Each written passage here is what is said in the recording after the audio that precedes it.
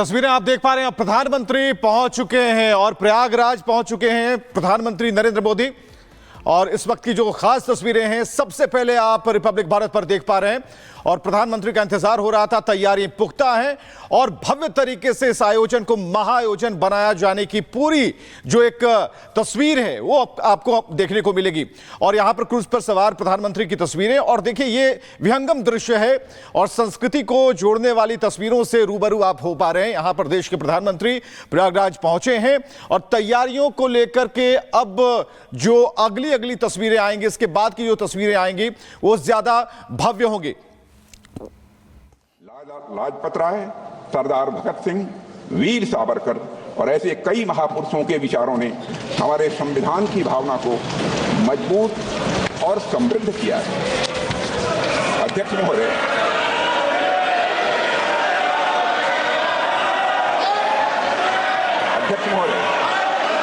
हमारे प्रेरणा स्रोत डॉक्टर श्यामा प्रसाद मुखर्जी का मानना था कि संविधान कलेक्टिव इफोर्ट और कंसेंसस का रिजल्ट होना चाहिए। मैं फिर से दोहराना चाहता हूं, हमारे प्रेरणा स्रोत डॉक्टर श्यामा प्रसाद मुखर्जी का यह मानना था कि संविधान कलेक्टिव इफोर्ट और कंसेंसस का रिजल्ट होना चाहिए। अध्यक्ष महोदय, हमारा संविधान इसी सामूहिक प्रयास और समझ का नतीजा। हमारे संविधान के लिखे जाने से 6 साल पहले यानी 1944 में लिखे गए constitution of the Hindustan free state नाम के दस्तावेज में कई बड़े नेताओं ने संविधान के बारे में अपने विचार दिए थे। इसमें सभी नागरिकों के लिए धार्मिक स्वतंत्रता सुनिश्चित करने की बात कही गई थी। इस बात का उल्लेख एक इमिनेंट ज्यूरिस्ट श्री अर्घसेन गुप्ता ने भी किया है। अध्यक्ष महोदय, उस दस्तावेज में प्रत्येक नागरिक को अपनी संस्कृति और भाषा की रक्षा करने का भी अधिकार दिया गया था। सरकार को रिलीजन के आधार पर भेदभाव करने से स्पष्ट रूप से प्रतिबंधित किया गया था। सार्वजनिक अनुदान प्राप्त करने वाले स्कूलों को रिलीजियस एजुकेशन देने की मनाही थी और यह भी स्पष्ट किया गया था कि स्टेट का कोई रिलीजन नहीं होगा, यानी वह सेकुलर होगा।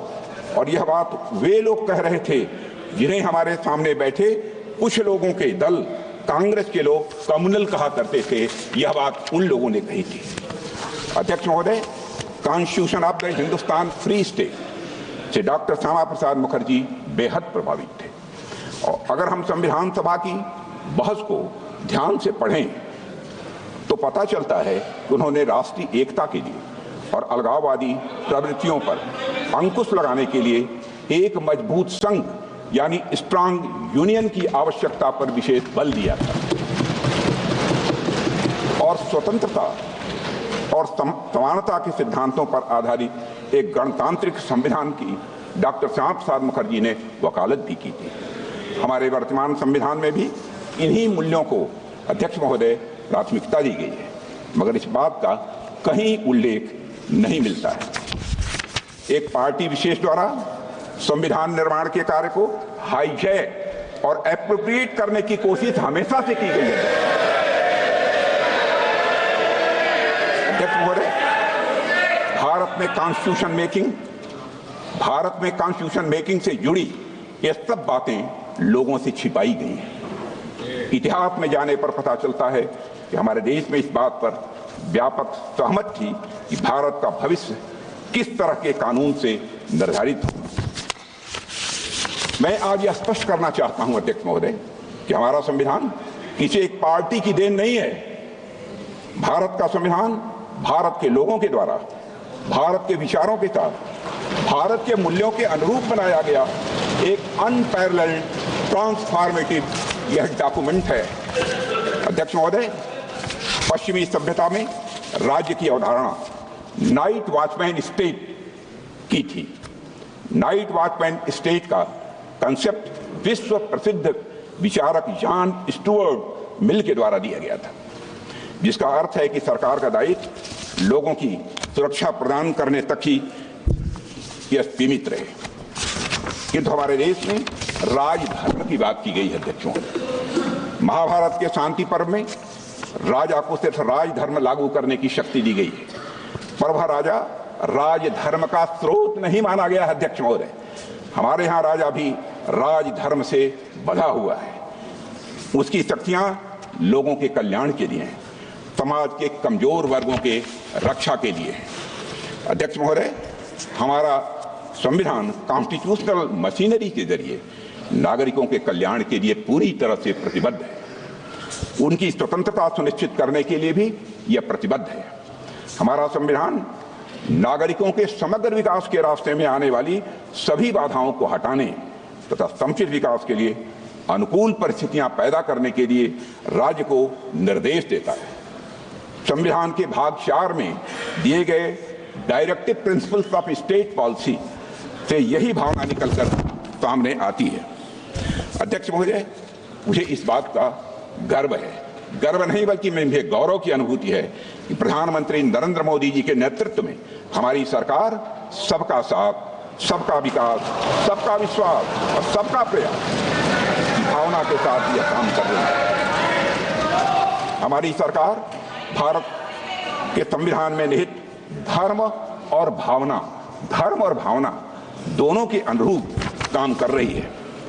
अध्यक्ष महोदय, हमारा संविधान प्रोग्रेसिव है, हमारा संविधान प्रोग्रेसिव है, प्रगतिशील है, समावेशी है, परिवर्तनकारी है।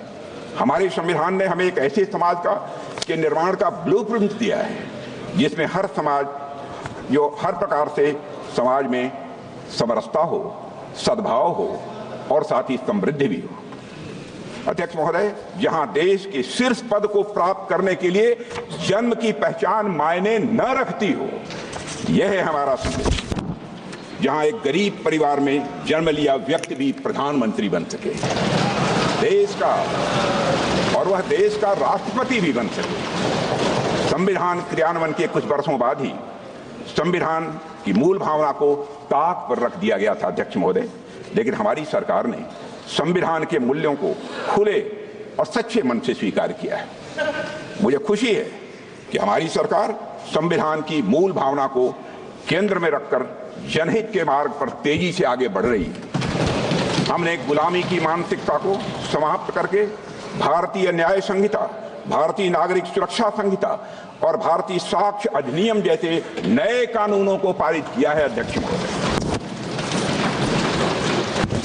महोदय, हमारी सरकार ने समाज के सभी वर्गों और विशेषकर कमजोर वर्गों के लोगों को समुचित विकास, उनके समुचित विकास को अपना यह लक्ष्य बनाया है।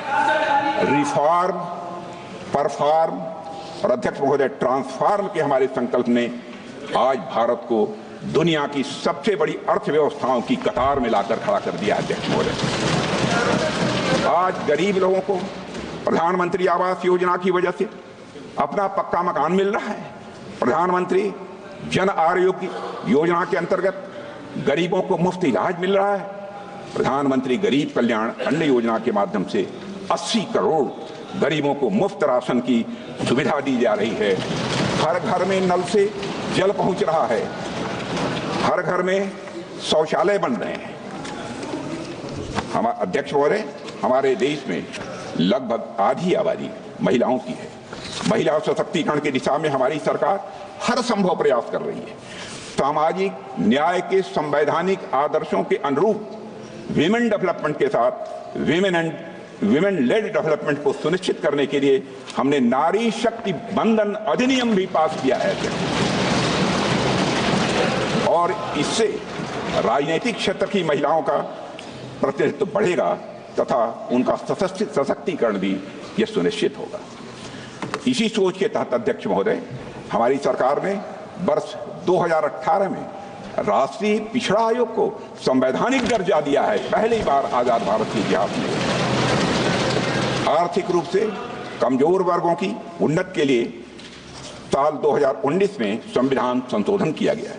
इसके लिए हमने आर्थिक आधार पर 10% आरक्षण का अवसर प्रदान किया है इकोनॉमिकली बैकवर्ड क्लास के लिए।